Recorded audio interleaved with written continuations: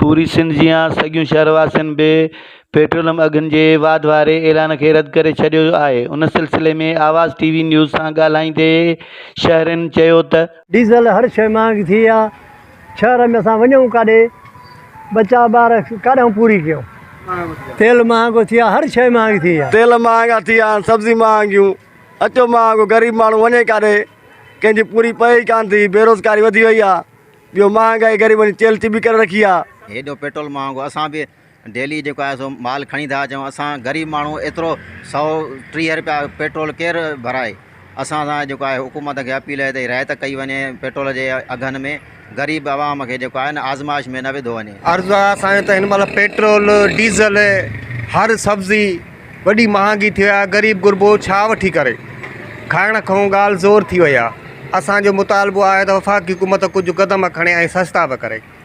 अवां सॼियूं शहरवासियुनि जूं ॻाल्हियूं ॿुधियूं। संदन चवणु आहे त पेट्रोल जे अघनि सां गॾोगॾु आम वाइपे जे शयुनि ते कंट्रोल करे अवाम खे रिलीफ फ़राहम कयो वञे।